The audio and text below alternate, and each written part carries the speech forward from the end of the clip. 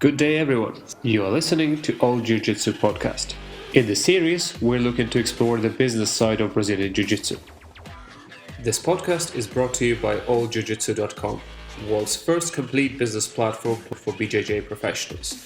And here we're talking about athletes, coaches, BJJ brands, freelancers such as BJJ photographers, event organizers, and so on.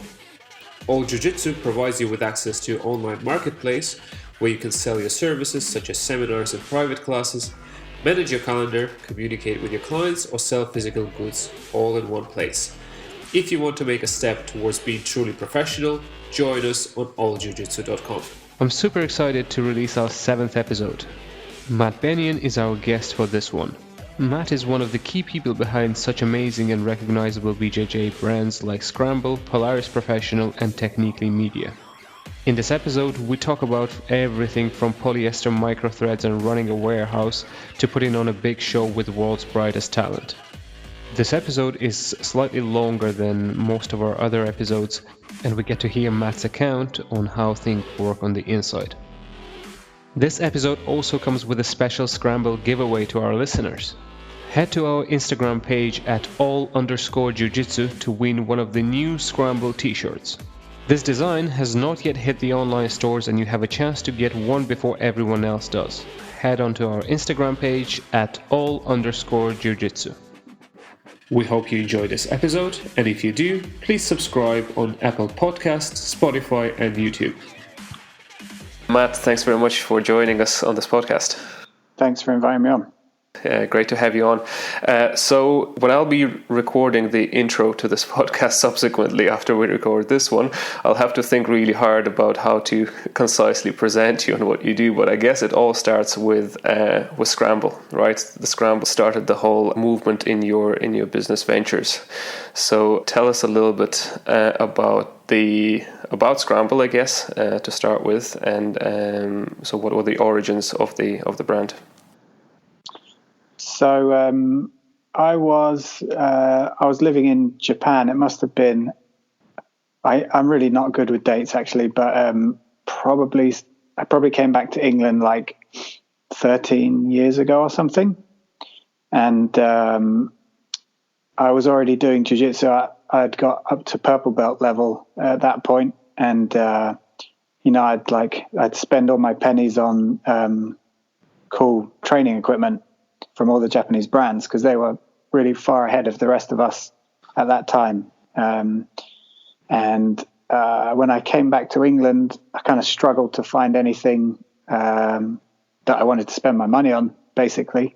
And I had the idea, I just really liked it, and I wanted to introduce it to everybody, the people that I was training with. So I started importing a few things in the early days, but it was really expensive to do that, and there was basically no money, and the margins were tiny.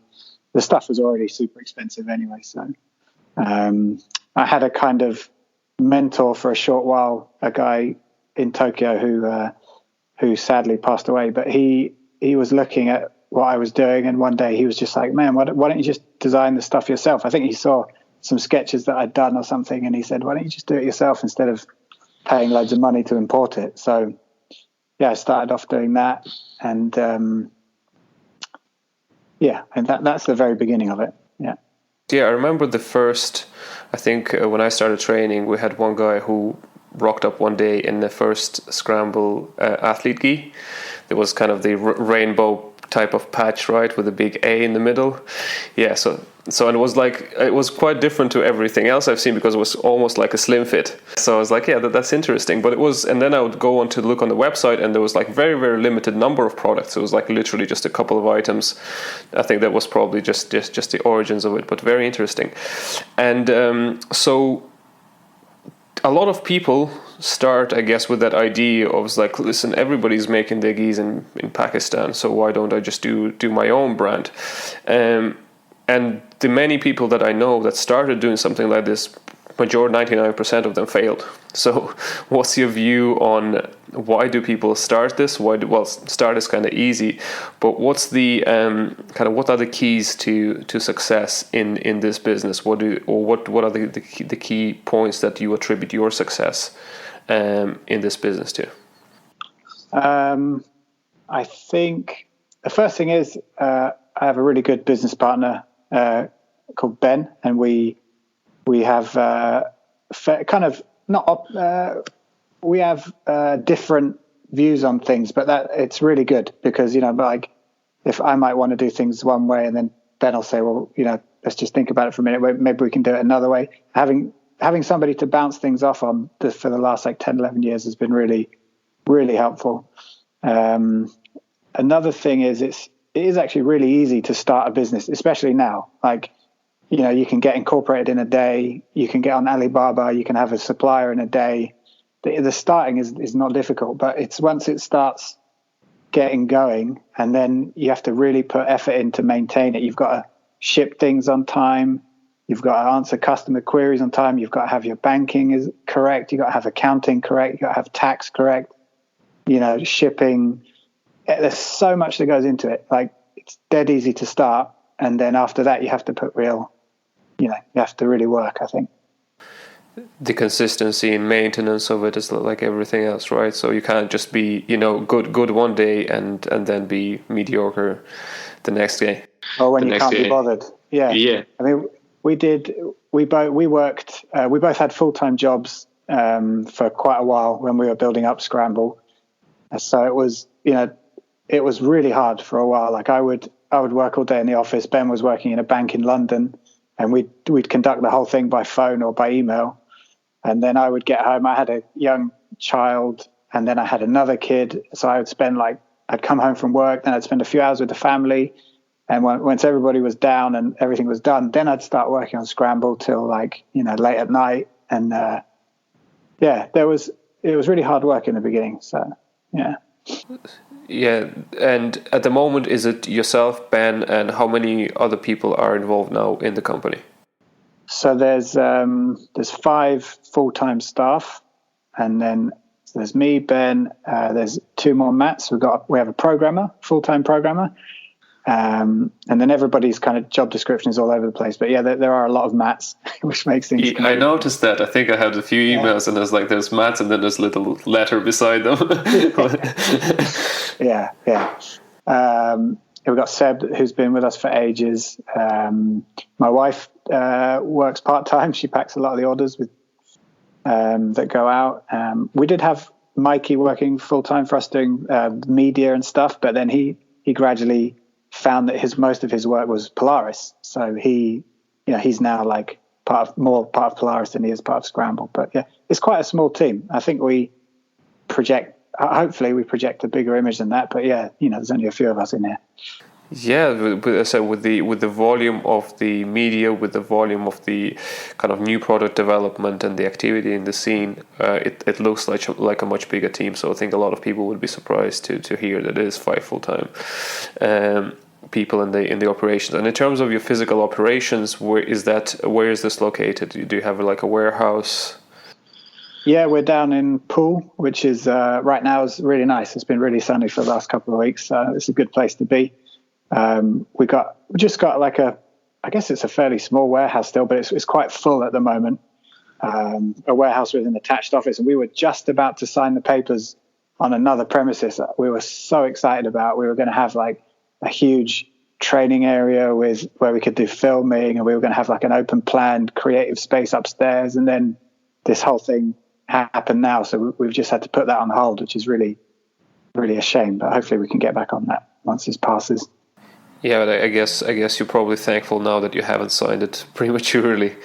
Otherwise we'd have like triple the outgoings and a quarter of the business. So yeah. And did you get the existing warehouse right away? Was it affordable right away, or did you have to kind of slowly graduate towards kind of a big facility, or were you just working off the back of your house, or how did it start? We'd done everything. It started off, I had piles of spats in my bedroom in a little flat, and then we grew a bit bigger. At one point I was really stressed out because I was working 2 jobs, and then my second son was born, and at that point I kind of handed everything over to Ben for a while. I was like, dude, you need to take over for a bit. So we filled his mum's house with stock for ages, and then we got a tiny little office on the top floor of a building, and we used to have to carry stock up and down the stairs every day. That was a complete nightmare. And then we got the office next door to that as we got a little bit bigger. And then, we've been here for quite a long time now, but this place was amazing. It's a really good deal. It's quite affordable because it's part of a bigger warehouse that's owned by a plastics company. Really nice guys. But I think lots of companies didn't want to be like in the same space as somebody else. I mean, it's all like walled off. It's totally separate, but it suited us perfectly, and it's really good value, so it made sense. And so you basically operate out of there. And in terms of your relationships with the with various types of vendors, so who do you have to deal with? So you said your landlords essentially that are in Poole. You have your vendors over, I assume, in Asia that are doing most of the manufacturing. Is there any other major vendors that you have to deal with? Do you mean manufacturers? In general, so like your outgoings, right? So you have your kind of your expenses bar the staff. Okay, yeah. So everything that you need to run a premises like this, and then probably the biggest cost is just manufacturing the goods, which is mostly Pakistan and China. Yeah, and do you have multiple? Yeah, so obviously, if it's two different countries, I presume there's multiple different manufacturers. But do you have? So what I've been observing amongst the brands, most of them produce the gis, kind of cotton products in Pakistan, and then the polyester type of synthetics in China. Is that the case with you as well? That's pretty much exactly right. Yeah, I think. I always thought that after a few years, everything the manufacturing kind of pipeline would be perfectly established, but it's just not the case. Like, we got 2 or 3 places that we make in Pakistan and 2 or 3 places that we make in China. And like you said, like, I think most people agree that cotton from Pakistan is the nicest quality cotton. I always remember I sat down with the guy that owns Reversal and Isami in Japan, and even he said he preferred Pakistan cotton even to Japanese cotton. Or I can't remember. He said it was really good anyway, and I agree with him. But the finishing and machining is better in China. So we've done some gis in China, and you get really nice labels, and everything is like super neat, and the boxes are clean and tidy, and the delivery is timely. But people, even me personally, I prefer the feel of the cotton from Pakistan. They can't quite. While it's still really good quality, it's a trade-off between the feel of the material, which is really important because you're training it. Right? So, when you're training in it, you don't care quite as much about the definition of the embroidery, Yeah. Yeah. No, that makes a lot of sense. And do you still happen to change your suppliers like every so often, or do you have somebody who's been with you for, let's say, the last however number of years, 10 years? Yep, we got a couple of factories that we really know really well. We've been working with them for ages. And then just every now and then we kind of explore other options, but like no factory is ever perfect, so that there'll often be like a margin for error. And then the most important thing is, how do they deal with that? So the guys that we deal with now, that we put big orders in with, have proven that if something goes wrong, they'll just replace it, or mostly it's a case of replacing it or remaking it. That's really important. Yeah, it's a fascinating kind of relationship with that. And have you met any of them in person, or was it all pretty much through email exchanges? Me and Ben did one really good trip to China a few years ago, and met 2 or 3 of the places that we still use, and that was a really, really nice trip. Some just really, really nice people. We exchanged loads of money to spend over there. We didn't spend a penny of it because nobody would allow us to buy anything. Everyone was like, no. It was really, really enjoyable, and it was quite eye opening in other ways. Like we went to Dongguan, and it was just industry, like as far as the eye can see, and just people working. But we met those guys, and then the people that we work with the most in Pakistan, they come to us. We've met them a few times now. Yeah, that I think simplifies the relationship quite a bit, because from my perspective, I think so. My academy is ordering most of the gis from you guys, from Scramble, obviously, which is amazing. Simplifies that business relationship. But we did try it at a point in time, which I presume again the case with a lot of other gyms as well and academies. You try to order something directly from the manufacturer. You think you're cutting out the middleman, kind of makes sense. So you get a sample, and a sample is fine, but then it's time to purchase however number of gis you need, like 100 gis, and then just telling you, okay, send me Western Union transfer, and so like suddenly, just even if you know everything is fine, anxiety kind of kicks in. So that's why I find it.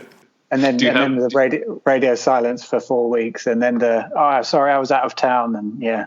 Do you have something like this, or your scale is now kind of too big and your relationships are too good for something like this to happen?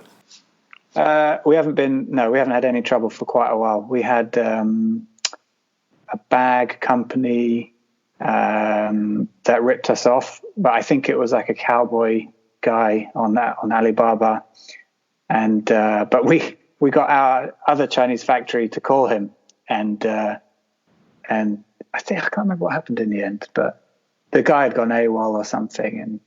But yeah, it doesn't happen much now. Now we know the people really well. Yeah, and then if we ever want to branch out into something we haven't done before, then it's not particularly exciting. But we do use Alibaba because you can track everything, and everything is guaranteed. So yeah, 10 years ago, I think Alibaba wasn't there yet. Was it when you started? Or was it? No, it was, but I feel like it was early days, or it definitely wasn't that advanced. But that's how we first started making compression wear, polyester stuff. Yeah, makes sense. Just to go back to what you were saying a second ago about we I guess this year we started focusing on academy wear such as yours, and we kind of spent ages thinking about the pricing, because pricing is a big thing, especially for academies. You know, you want things that are not too expensive and are in stock all the time for your students, but we just couldn't go down too low, because it's like you said, like if you wanted it as cheap as possible, you just go straight to the source, but then you're then taking all the risk that we're taking off for you at a price, you know. So yeah, that would be my thinking as well. So when I'm a lot of the times, it's not the actual price that bothers you when you're dealing with people from a business relationship. You just look at, is it a fair deal, right? Because if I'm looking at you, and if you're trying to rip me off, obviously I'll probably be less willing to do that. But then I'm saying, okay, so this is, again, it doesn't take to be a rocket scientist to understand kind of roughly at least the margins and what you can make them for directly and stuff. All you need to do is literally go inquire on Alibaba and stuff, and you say, okay, this is the manufacturing price, this is what I can get it off Scramble or any other brand, and what is the trade-off here, and what am I getting extra? And as I said, for me, just the feeling of the anxiety relief, I'm willing to pay that premium. So there's nothing by that. I can, if I search careful enough, I could probably get similar quality stuff. I could probably get similar quality embroidery and everything, but I will be in constant anxiety for being ripped off, for not knowing who to go to in case there is a problem. And you guys were really good to us, because I think we had like a few defects on the one batch, and we got them.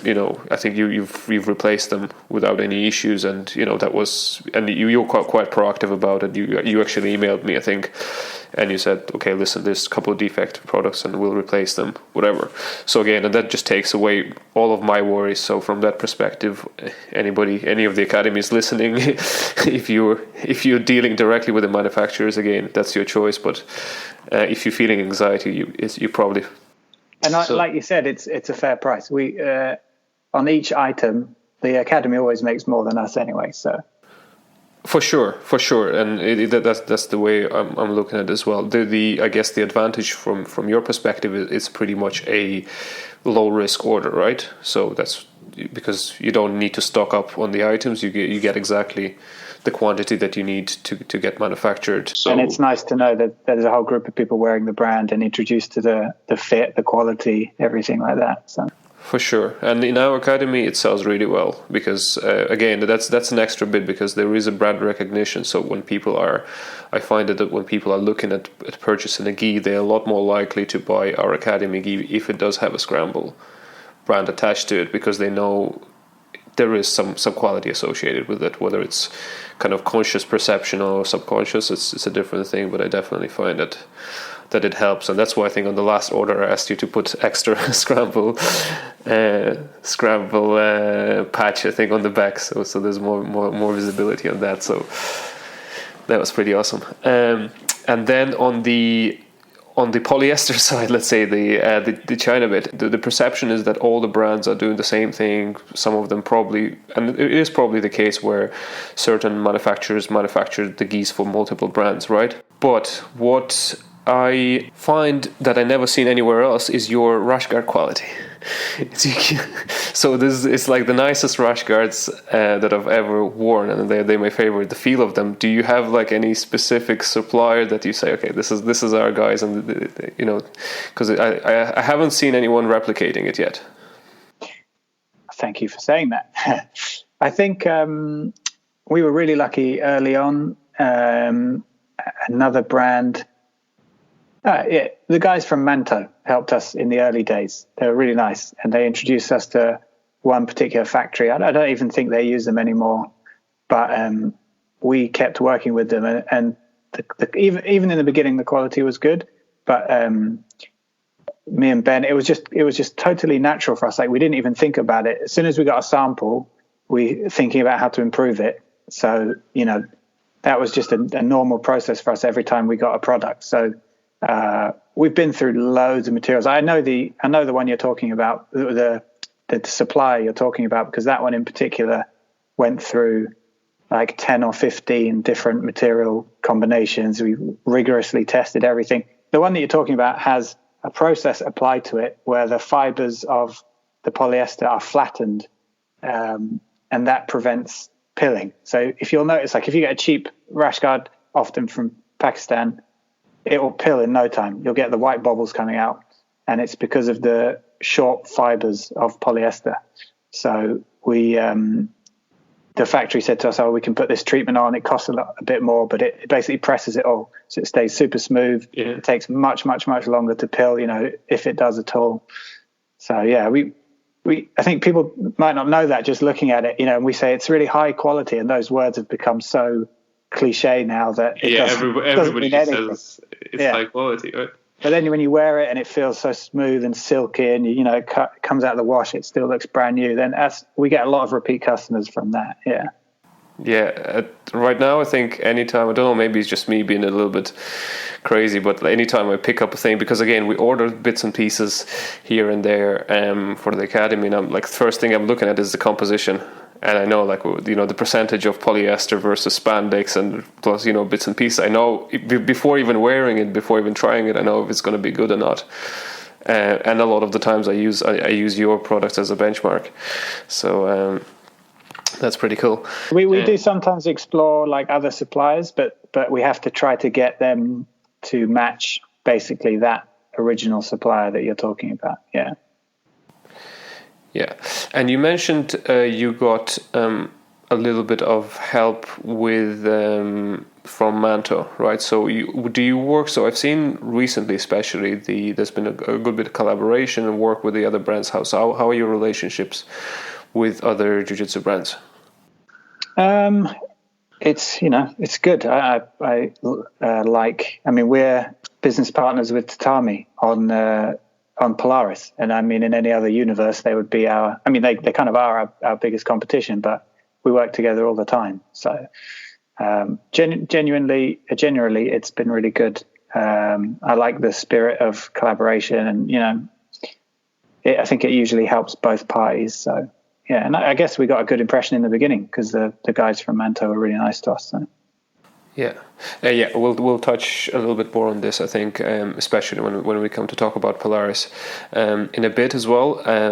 So then the other question I have is in relation to, I think, again, we touched upon the warehouse, but kind of overall stock management. So one of the key problems in your business, as I imagine it from the outside, would be trying to stock up on the right things at the right time and trying to manage that demand versus supply, right? Because you don't obviously want to stock things for too long, and then have to heavily discount them to get rid of them, etc. But how is your whole approach to stock management and the demand control is operating?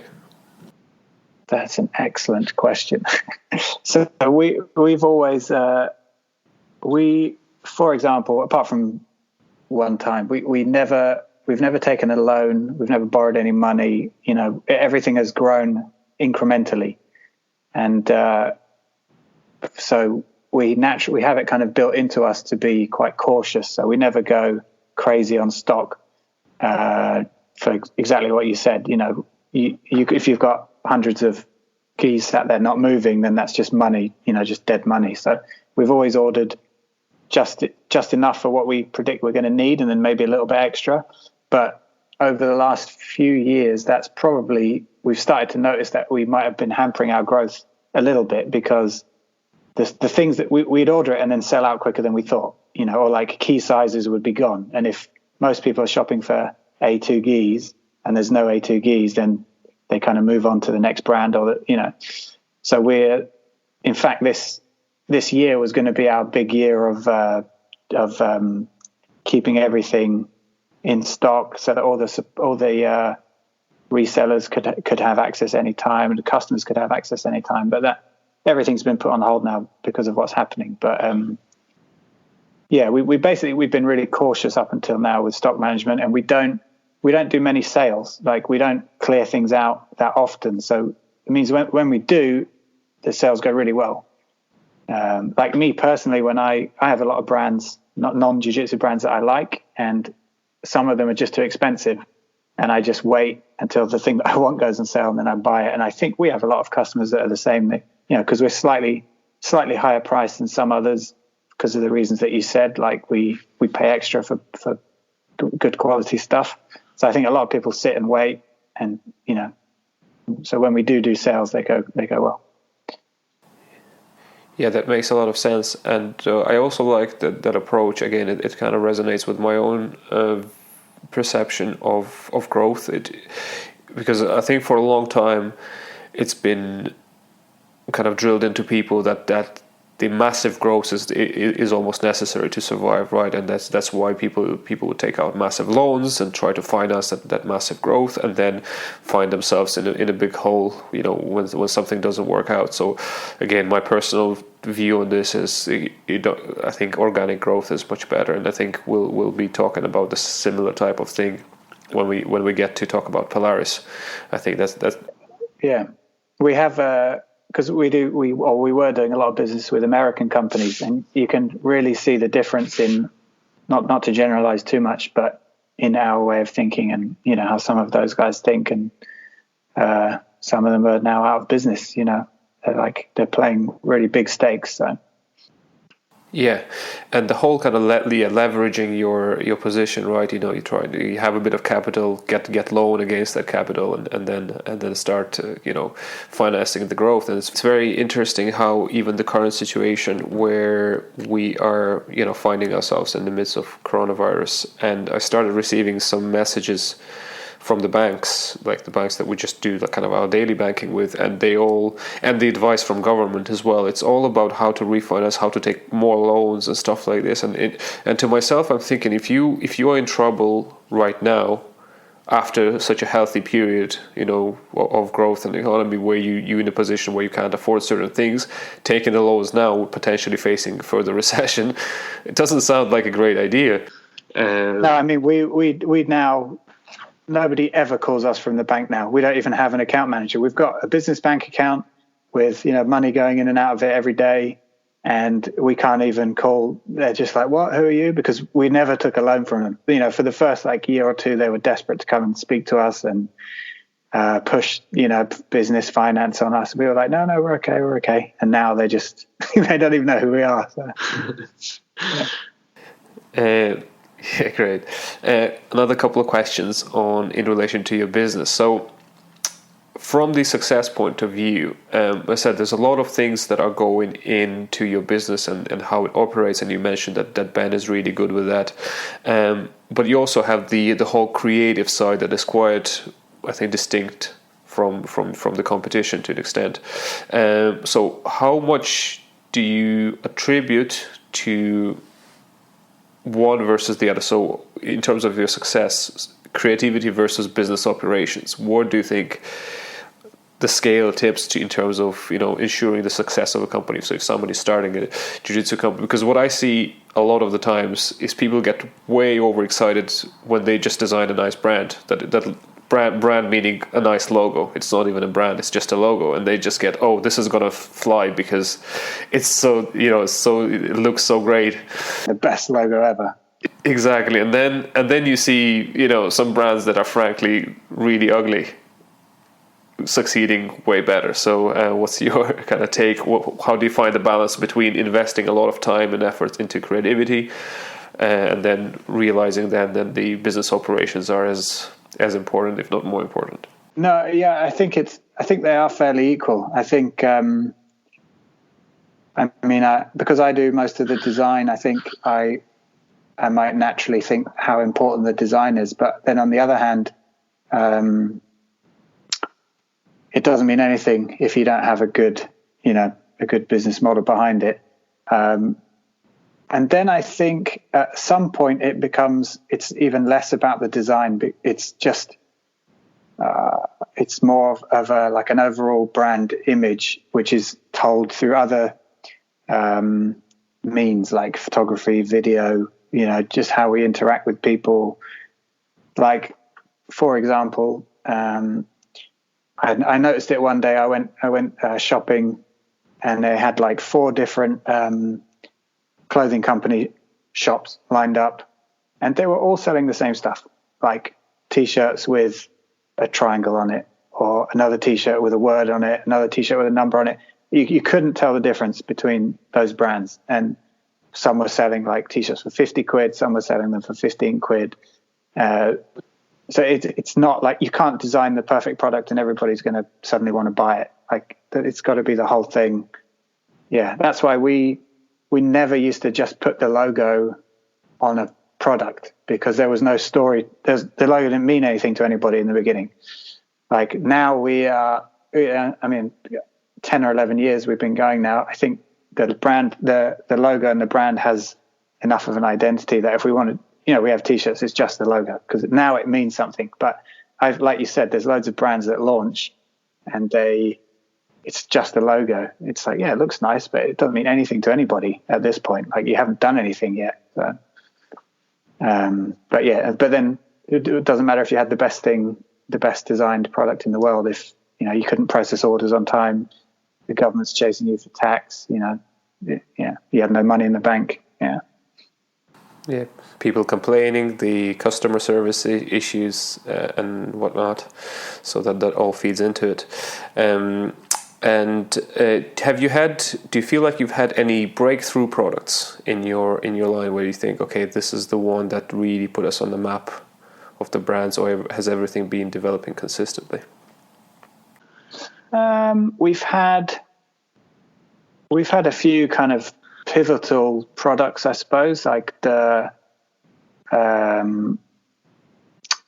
first few. I don't know. Let's see. I mean, customers now understand that the athlete and the standard issue are like the flagship keys. So they've just become established like that. The athlete gets refreshed every year, and then the standard issue is the one you want when you just want like a cheap, reliable gi. So those two have been really good.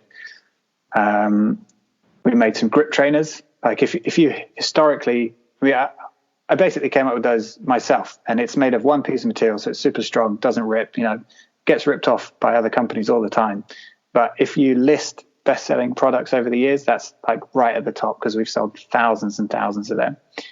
And then I guess key things that we've done recently is we were one of the first companies to go out and get proper licenses for products. So we did Sakuraba merchandise with him. That was incredible. That was probably our best-selling T-shirt we ever did.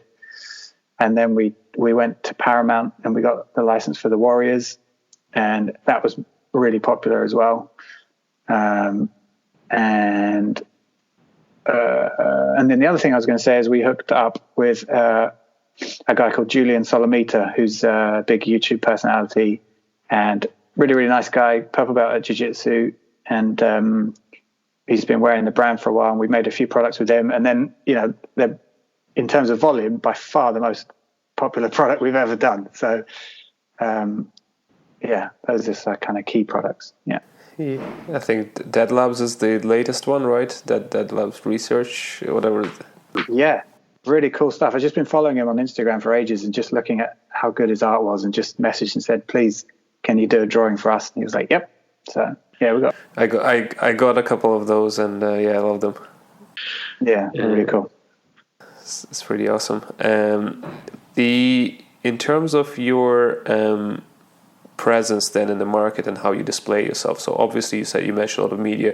Do I understand correctly that you do a lot of the media as well, in terms of the designs, whether it's like Facebook ads or video ads, photo ads, etc., or do you have other people involved in this? So where do you source all your media material, kind of the raw product? Well, as in the beginning, we kind of just did everything ourselves. I used to find it hilarious that there were companies that used to manage social media for people, because in the beginning it was just so easy to have a social media account. Now we do pay. We have an agency that runs our Google ads and our Facebook ads for us, but we provide the media for it. And then that's just like, now we have some really good athletes that are really savvy about how to promote themselves, and they send us like professional photos that they've had taken. And we, sometimes we help them to pay the photographer, or sometimes the photographer just does it for them, or just to get a chance to, maybe they'll do it for some free merchandise, or people joke a lot about being sold, being paid in exposure, but there are occasions where it can help, it can help people build their profile. But yeah, the athletes give us loads of good media. Like I mentioned earlier, we did have a full-time kind of video guy, Mikey, working for us, and for a while we put out loads of really cool video content. That's still going to continue. But yeah, that's key nowadays. You've got to have really good photography and really good video. Yeah, and when you talk about the kind of athletes providing you with a lot of stuff, I think at least in my view, I think one of your main assets in terms of your athletes is probably the Finnish couple, right? The power couple, Emilia and Santeri. We'll be talking to them soon as well on this podcast. Photogenic couple. Yes, so they send a lot of stuff. I know how much they embrace and they understand their image, and they're really good about doing that. But in terms of your overall relationship with the athletes that you endorse, that you sponsor, I presume there's different scale of athletes, right? So there's new up and comers that probably get some kind of free merchandise versus potentially some kind of world superstars that get paid as well. But how does your kind of whole, maybe are there any key principles or core concepts in your work with the athletes overall, or is it like how does the whole relationship work with the athletes? Well, because we've been in the industry for a while, I was just talking about this with somebody else the other day. We've seen the whole thing from, if you send somebody a t-shirt, they're over the moon, to now, Americans demanding $5,000, $6,000, $7,000 a month. So we're just monitoring what's going on, what people expect these days, and then we're kind of like, I don't really want to sponsor anybody else at this point, at least not for a while. I'd rather gradually increase the level of support that we give the people that we have now. But it's difficult we're just gradually rolling it out. We will help people here and there. Because at the end of the day, money is very useful for everybody. So we understand that basically a sponsor wants to feel looked after, wants to have a good relationship, but they also, they need money to do things. So we're just trying to kind of gradually roll it out in a way that is fair and sustainable. I was going to say something else as well. Oh yeah, so we almost always, for the first few months or first 6 months, I just say, look, we'll just send you some stuff and we'll see how the relationship develops. And then some people just kind of drop off the radar, and then, and not that that's a bad thing. It's just you realize that there was no, it just didn't happen naturally. And then other people, they're kind of communicating with you all the time. They're getting really good interaction, and it just naturally becomes a more like a partnership. And then those are the people that we keep working with. And, we have some people that have been with us for ages, and it's never been about money, even to the point where we've said, look, if you need us to start helping you out, and they just go, no, I'm okay. And those relationships are almost stronger than the ones where we are paying. We've had a couple of high profile people that we did pay that just really didn't work out. And it's a weird one. As soon as money is involved, then it becomes a little bit more formal, and it just changes things. Money changes things. Sometimes it works out fine, but then other times it's difficult. Yeah, I was reading a book recently about the whole theory of incentives and how detrimental the monetary incentives can be to a relationship, where everything can really go perfectly up until the point where you say, I'll give you money for something, right? Or some form of a reward. Because I even see, like, the funny thing is, like, when we teach kids classes in our academy, and I used to give, when we started with the kids, I used to give them stickers for everything, right? Anything they accomplish, they would get a sticker. And at some point they refuse to do anything unless they get stickers. so anything I asked them to do, and they'd be like, okay, what are we getting for this sticker, please? And I was like, no, you're not getting anything.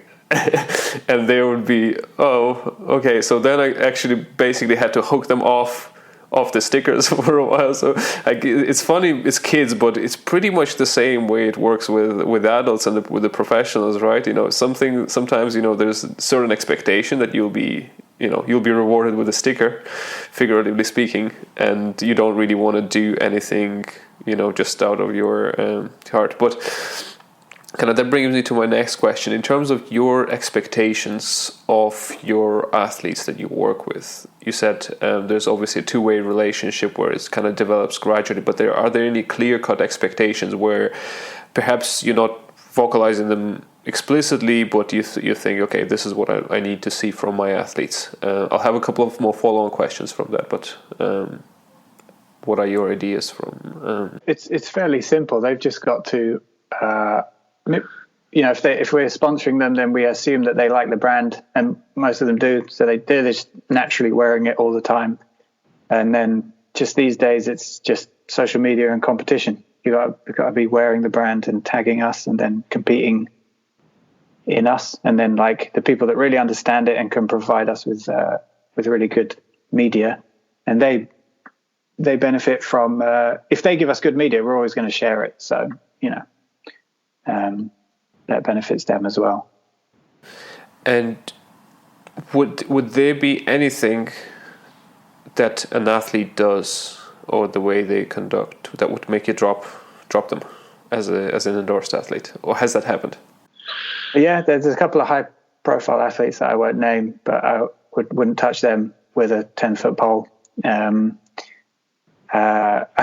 We've never had to officially drop anyone, except in the very early days there was this really tough Russian woman, a group of Russians that we were kind of sending stuff to, and then we found that they were doing like Heil Hitler salutes at some like big event, and they were going, oh, it's just a joke, it's fine in my country, and we went, yeah, that's nice, but don't ever contact us again, thank you. When like when people have nothing to do, just like now, I think a lot of this stuff comes out on the likes of social media, and where brands, I think, sometimes are thinking, "Oh my God, what did we get ourselves into?" Or it could be the opposite. But we'll be talking about this a little bit more in the Polaris kind of section of this conversation. But I think it will also affect sponsors and the deals that are made outside of narrowly jiu-jitsu brands, right? So if somebody from outside of jiu-jitsu wants to get into and sponsor an event like Polaris or something like this, right? You know what I mean? They have to be represented by people who conduct themselves accordingly, and that really. And again, comparing jiu-jitsu industry with all the rest of the sports, so a lot of the time you hear kind of jiu-jitsu guys, preaching for jiu-jitsu to become more professional, to be this and that, and we need to grow the sport and everything. But then, if you see how the relationships work in other sports, how the people conduct themselves, and especially how athletes get dropped in a heartbeat when they do something wrong. That doesn't really happen much in jiu-jitsu, right? At this moment, so that's quite interesting, I think. No, I think you're right. That's a big topic though, and it's kind of sensitive as well. But I agree. I mean, there are definitely other brands and other kind of sectors starting to look at jiu-jitsu, right? So like Virus suddenly emerged, sponsoring 10 of the best looking jiu-jitsu people. We're all suddenly wearing Virus. I've noticed lately Manscaping, what's that brand called? I can't remember. It might be called Manscaped. Suddenly all the jiu-jitsu guys are promoting, and MMA guys are promoting what do you call them? Personal razors, Okay. for shaving all over. There's a few brands starting to take note, but I don't know, maybe like you said, maybe the top levels of our sport are not representing us that well, and that might put some people off. Mind you, that I mean, like other you got to look at the Mendez brothers and guys like Show-Roll. I suppose they're making connections with people outside of the industry, but I don't know how much that is trickling down to the rest of the industry. Yeah, but again, like if you take somebody like Mendez brothers, they have a unique image, right? They have something to sell as well. So it's not just like they don't even compete anymore. Yeah, so they have quite a specific selling point, I guess, there. So just to finish off on Scramble before we move on to things, is I saw recently that you've already expanded overseas in a number of locations. You have Korea, you have Canada, you have Japan, and I think you've mentioned that you've probably opening up in theory, Poland, some other. So what is the drive behind the kind of regional openings, and how does this affect your operations? Well, we did have a partner in the US, and he was running the store for us, which made sense because the US is just such a huge market. But it became really difficult for him to keep things in stock. He had a lot of other business interests, and we were kind of saying, you need to be ordering this now, you need to be ordering that now, and I think it was just like a bit of a disconnect. So we took that business back, and we fulfill all of the US orders from here. So we have a good deal with DHL. It gets to the US within 2 days, and all that. There's no customs to pay or anything. So American customers can shop almost as if they were shopping in the States. We did the same with Australia because we're still looking for, if there was a company in Australia that wanted to take the business off our hands, we would be open to talking about that. But for now, we fulfill it all from here.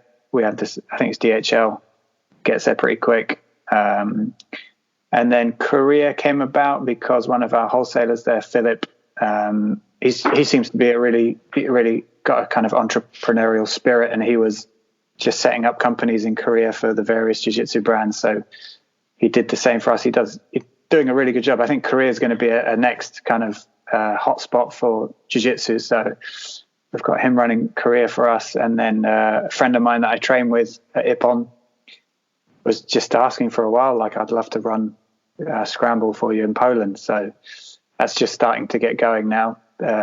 He's got a premises getting ready. He's getting all the accounts ready. And should start there.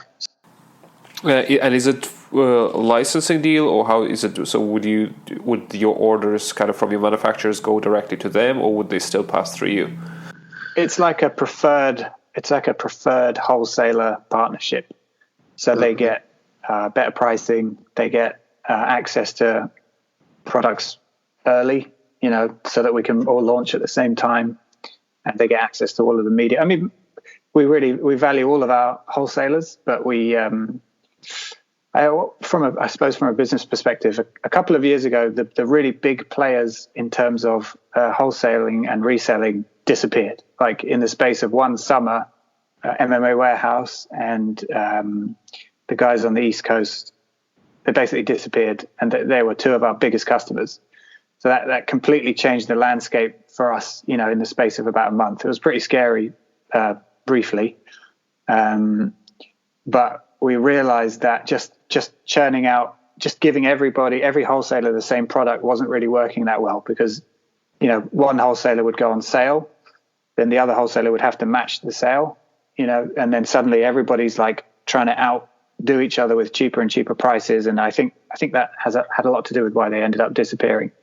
So now it's more like we'd rather give a wholesaler a unique product that nobody else has got, or like a timed product that they have for a while, or stuff like that. So also when that happened, our own stores became more important. Like we had to serve customers from other countries better to kind of pick up the drop in business from when the wholesalers disappeared. So interesting. So there's a whole issue of cannibalizing your own market, right, with the relationships with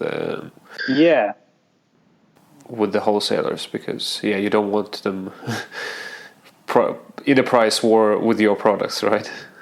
No, and that was happening quite a lot, and a lot of them had a lot of stuff in stock. So if the sales slowed even for a week, they would just instantly start slashing prices, and then things got pretty messy for them. Doing it like that. So I remember back in the days I was working in the consulting for one of the big kind of tech manufacturers. They would manufacture like office equipment and stuff, and they would also operate through resellers and through kind of wholesalers around the world.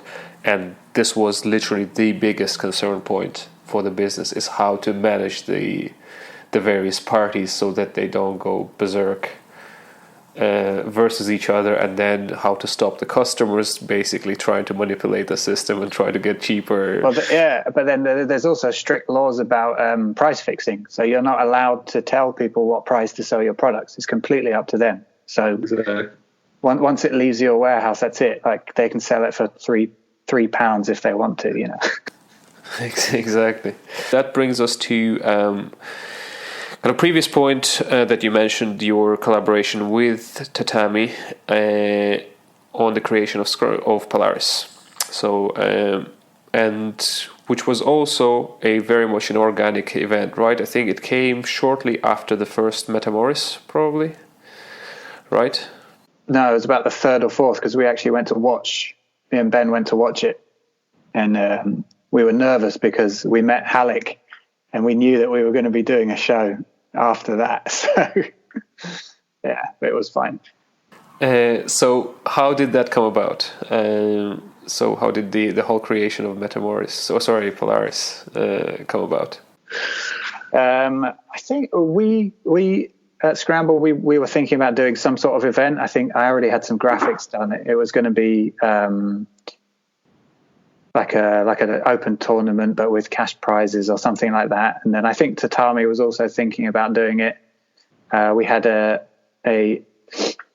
legendary trip to the Euros in Portugal that involved a lot of alcohol, and we spent some time with Tatami. It was really fun, and I think that was the beginning of us starting to talk to each other a lot. And before we knew it, we had Polaris 1 all booked in, and that was crazy. The first one was really crazy. yeah. We knew we wanted to stream it. So we hired a company to stream it. And I think 2 weeks out from the show, the guy just quit from stress, and then somebody else came in, and we had an emergency meeting with them, and they said, "Oh, sorry, you told us that you were streaming this event." They said, "What you're actually doing is putting on a live sports broadcast, and we need like 6 cameras and a massive rack of equipment." And they didn't realize that until about 2 weeks out. That was the most stressful thing I've ever done in my life. That was, for all of us. And did it go better on from the second show onwards? Yeah, even the first show in the end was, when I look back at it now, it's not that bad. It's still better than some other shows that have been around for a while. Yeah, but no, it's gone well. It's gone well. It's not an easy business to make money in, but I think that we're putting out an excellent product. Yeah, so it's just kind of mutual understanding with the Tatami guys that this is something worth doing. So I presume there's again, I'm sharing my outside perspective, and you can correct me or maybe confirm my thoughts. So as I see it, so you guys are running a mutual show, which is kind of a business of its own, which can generate the viewership, the audience, etc., and then it's a massive display for the two of your brands, right? Because again, with the naked eye, you can see a lot of the guys are endorsed by your respective brands, right? Tatami and Scramble.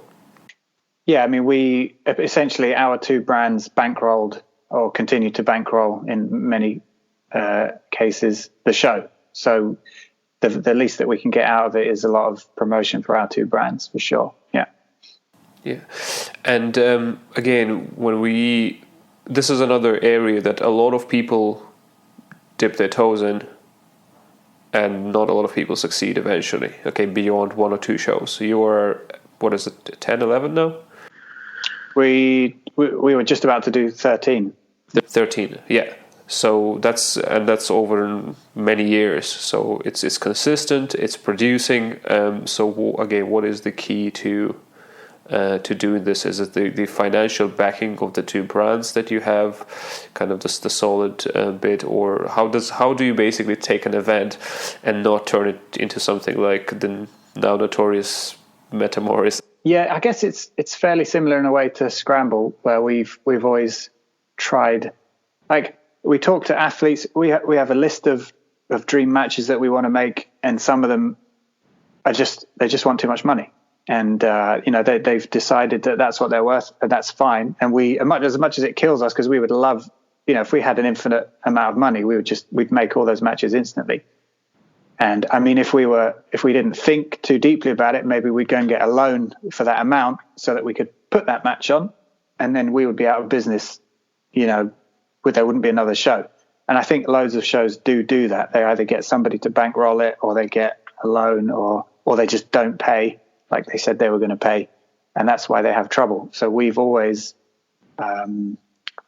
just tried to balance the matches that we want to make with the people that are willing to work with us and willing to kind of buy into a greater vision. We're not we pay some people really well, but we don't just instantly pay whatever an athlete demands, even though we'd like to. But we wouldn't be here 12 shows later if we did that. So, but I presume you're quite cautious in that regard. You don't want to create the beast that you can't feed, from its own proceeds.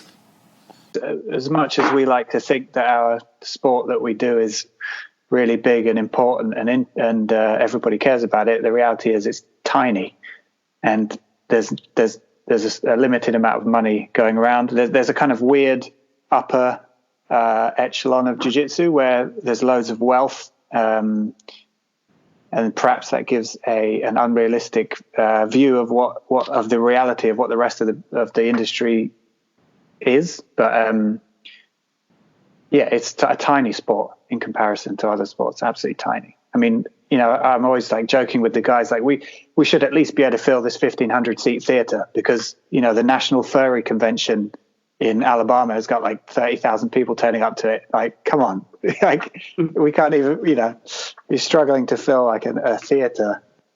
You got to put it into perspective. But the list of shows that have failed is much bigger than the list of shows that are still going. That's for sure. But not to keep going on and on, but I understand the athlete's point of view, because an athlete can actually hop from one failing promotion to the next, collecting a huge paycheck as he goes. So he's just making as much money as he can during this short time that he's able to compete, or she, at that level. I do understand that, but then we have other people that understand that, it might be a few $1,000s instead of $20,000, but they know they're going to be on the show many times, and the money's going to gradually increase, rather than like, how much can I grab the first time around? Yeah, that is an interesting point, that sometimes athletes are not inherently kind of invested into promotion. They're happy for it to fail as long as they get paid, and that's another. I think today, early this morning, I was listening to another book which basically was saying that in a free market economy, the consumer always wins, because it doesn't matter how incompetent the producers are, they're getting the best deal. So in a way, that's the same with the athletes, right? The consumers, in terms of they're getting paid. You can be as incompetent. Yeah, for sure.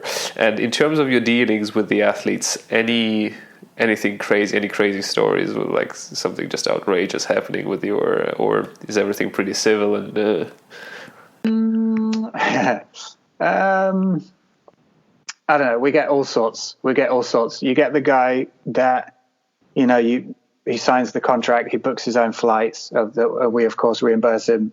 He sends you the headshots in like 20 megabyte TIFF headshots. He's tagging you on social media. You're like, damn, that's amazing. And then you got the other guy who, doesn't read the contract, doesn't even open the email, sends you a 10 kilobyte, screenshot of his Facebook profile. And you're just dealing with all kinds of people. It's hard work, but it's a lot of fun. Yeah. You do your Photoshop magic with my Facebook profile. Yeah, I used to. Now we pay a guy called Keith, who does a really amazing job. Yeah. Awesome. And in terms of so you said you obviously trying to fill out a particular venue. So I remember you were doing shows in London in the O2, in Digo at the O2.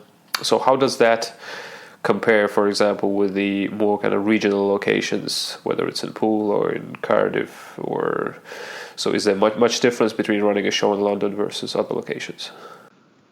I mean, London's just usually easier transportation wise.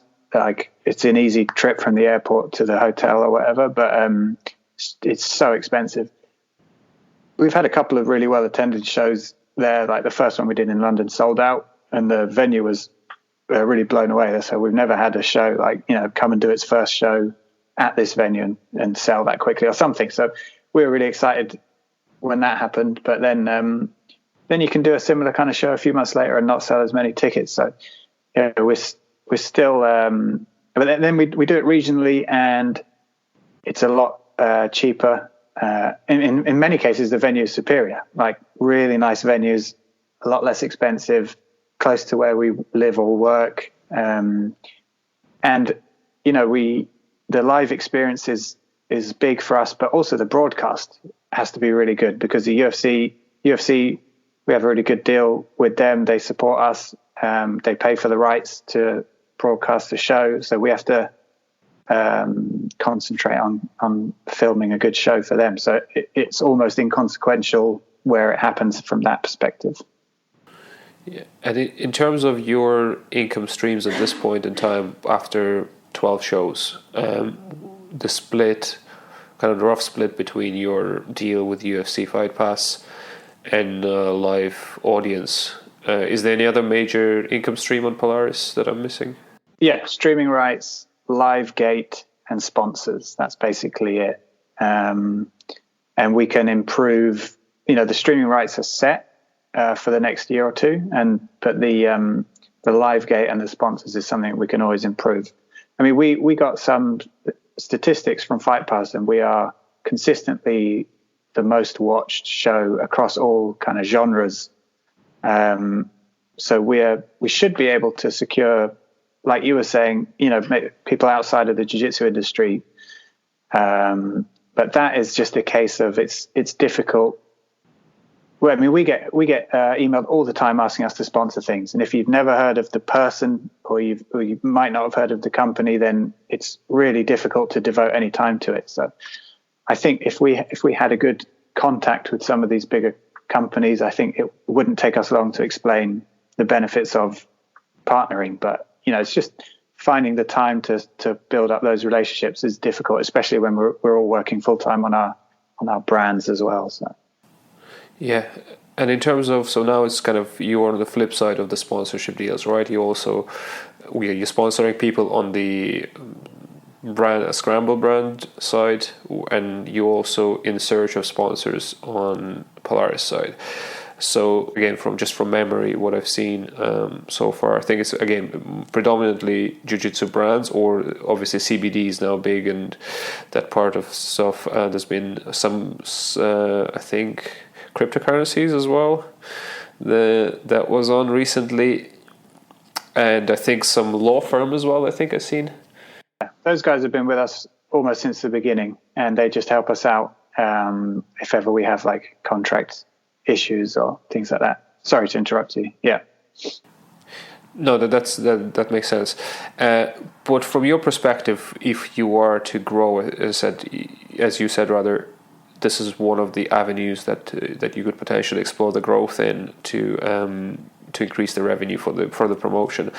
How do we go as an industry overall about attracting sponsors outside of jiu-jitsu industry? So what do we have to do? How does the sport have to grow in your view to increase that reach and the outside of just the mainstream kind of the usual suspects of jiu-jitsu world? I wish I knew the answer. I think like a general raising of levels of professionalism would be good. It would be really good if the people, the most visible people, were conscious of that. Like somebody posted the other day a comparison of how jiu-jitsu's leading figures are treating this outbreak versus how leading sports figures from other sports are treating it. I mean, it's just night and day. I do think Polaris is doing its part. The quality of the content that we put out is really good, and we know that we are getting a lot of views and we have a wide reach. So from our perspective, it really is just a case of getting to talk to the right people. But the industry as a whole, I suppose it just has to just increase its level of professionalism and the image that it has. Perhaps, I don't know, there's loads of things to talk about. I mean, our governing body is a private, for-profit company. So I don't know what that. I mean, I know even the Olympic, International Olympic Commission. There's controversies there. There's controversies everywhere. But the fact that we have a number of organizations competing, to call themselves the governing body, it's probably not great for our overall image. And sorry, just another question on this is, have you had any dealings with like the corporate environment in terms of trying to do some corporate sales for your live events or something like this? No, we've thought about things like that, but again, it comes down to time. Like we have brands to run full time. We always saying like if we could clone ourselves, it would be a completely different story. If one Matt and one Ben and one Gareth, one Lee could work on our brands, and then the other one can work on Polaris full time, we'd probably be on Polaris 45 by now and be on TV. That's what it feels like. It's just a question of time. Yeah. Maybe you should take out a massive loan and just pay everything. Sounds like a great idea. All right. And then another thing is in terms of your relationships with the athletes again on the back of this. Okay, so do you find that it's kind of beneficial to the athletes' images as well when they kind of get associated both to Polaris and to like Scramble or Tatami through the show? So how do the athletes view this whole relationship? Yeah, I think so, for sure. I think the pay scale varies, but I think everybody does benefit from being on the show. Like a lot of the UK athletes, they come on the show once or twice, and then and rightly so, that they're booking seminars for the next 6 months or a year, and Polaris veteran is one of the selling points. So I definitely think it helps, and we take really good pictures and video of the event that they can always get their hands on, so they come out of it with it's like a body of work that we've helped them to produce. We're spending tens of thousands of pounds making this platform for them to show what they can do. So it's definitely mutually beneficial being on the show, I think. And in terms of your growth from the first show to the last show, how much does your budget? I think it's a good indicator of the growth. How much has your budget increased from just by the multiplier from the first show to the last show? I couldn't tell you. Ben has a better head for that than me. But we've been fairly consistent. Like we went quite big right from the start, so I think we've stayed quite big all the way through. And what would be your kind of key learning points from one show to the next? So what do you think? What have you learned in the first few shows that you've implemented in the next few, or something that you rather completely discard and say, I'll never do this again? Any kind of big points like this?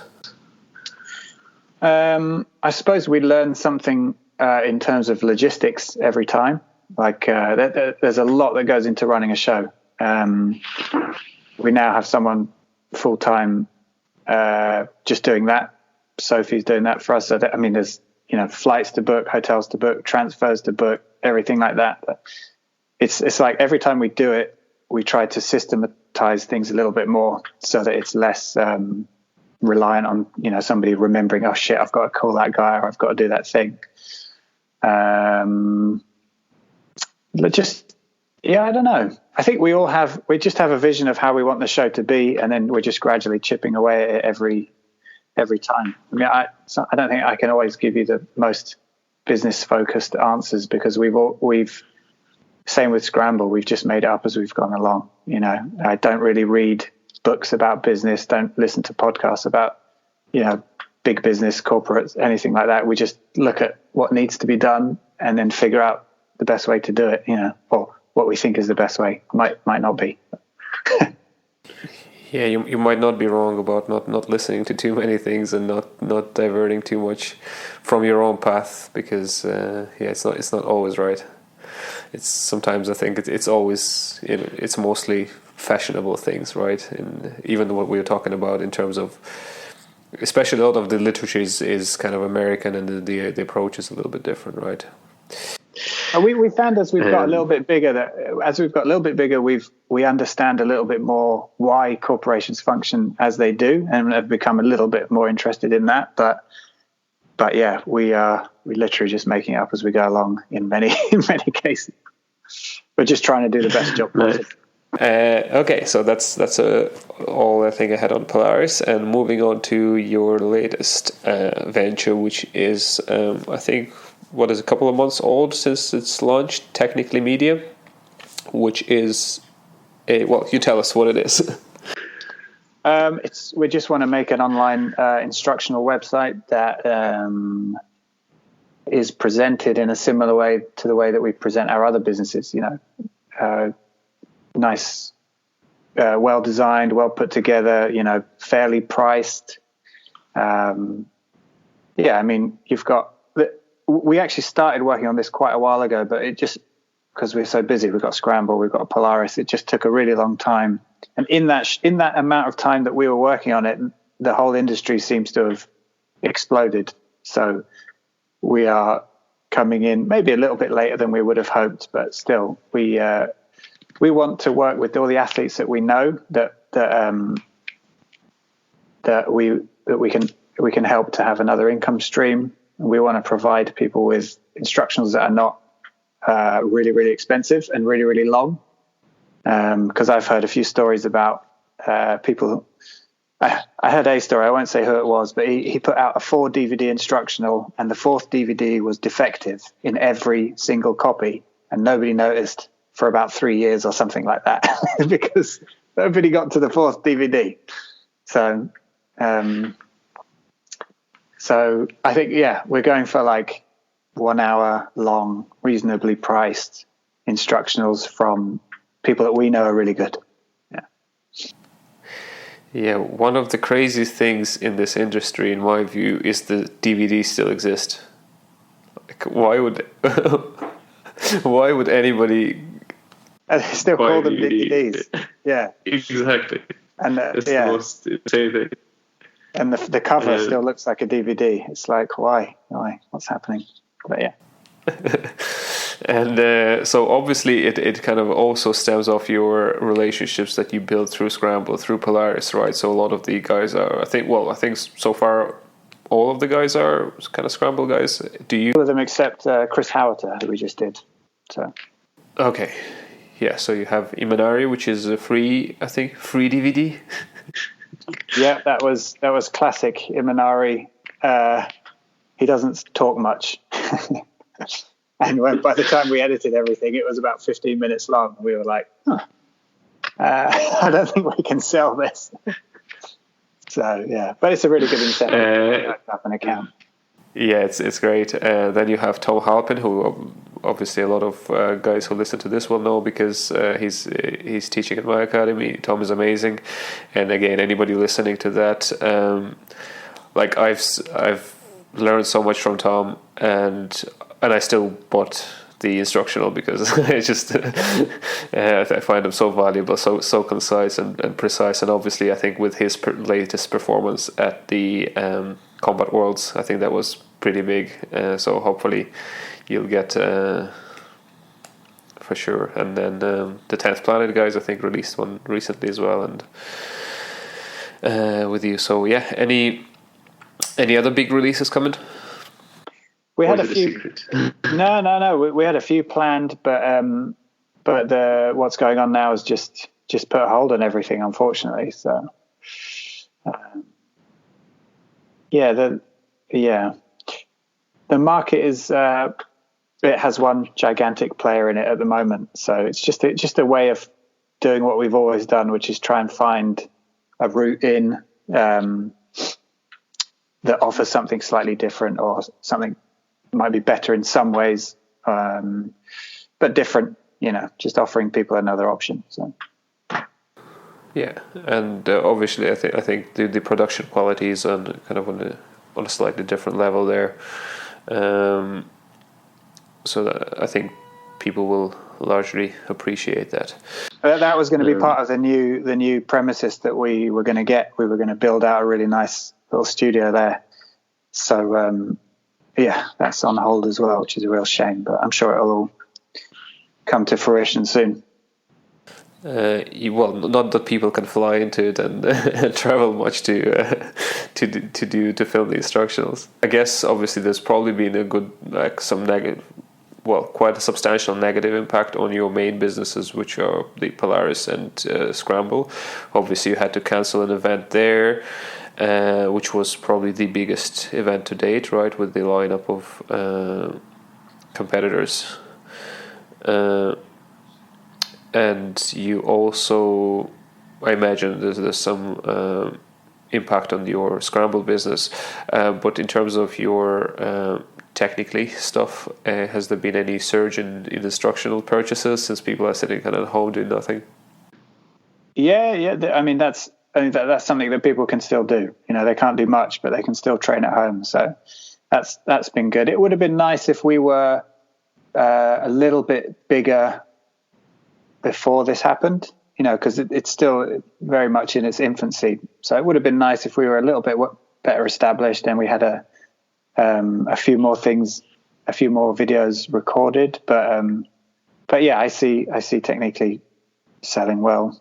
You know, I feel a little bit conflicted about promoting it massively because, yeah, it's making money from this massive tragedy that's going on around the world. But I suppose, yeah, it depends how you communicate it. Yeah. Yeah, exactly. And then the last thing, so I think, yeah, for people listening, do check out Techniqly Media. Again, I think you can reach it. If you can't find it, you can reach it through Scramble. I think there's a lot of cross promotion going, so which is amazing. And then the last bit I wanted to ask you is, I think you do a little bit on kind of a side gig on your own in terms of your media. I think it's Artifact Media, right? So just briefly about that before we finish up. So I was getting a lot of requests to design things, or, you know, can you do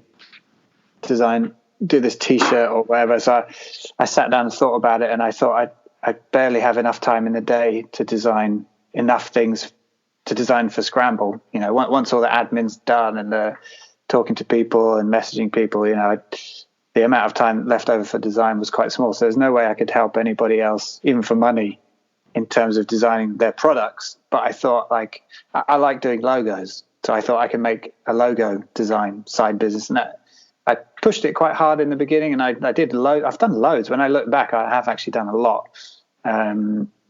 But it's just something that I just keep ticking over. Like, I did a couple of projects that I'm really proud of. I did Keenan Cornelius's lapel encyclopedia, which I was really proud of. And I've done there's quite a few logos floating around that you might not realize, because I don't massively advertise it, but that I've done. And then, like, I like taking photos. I'm not an amazing photographer by any means, but I get to go to a lot of cool places or events. So I try and take pictures and then just put them out with the tag Artifact. Just, you know, it's just putting a little stamp on it, but it's not like a massive thing. And also I wanted to kind of depersonalize my Instagram a little bit, because I go through like love-hate periods with social media, where mostly hate. I'm just sick of it. And, I wanted to depersonalize it a little bit. So I switched it to a kind of company profile, but it's creeping back in again now, but it's because there's nothing else to do. So. Yeah, that also makes a good bit of sense. So yeah, I think that's been definitely learned a lot from this conversation in terms of the insights, because again, I think a lot of people are curious about how these things are ticking inside from a business point of view, and I think we managed to cover a good few points. So big thanks for that, Matt. Really appreciate it. Thanks for coming in on the podcast.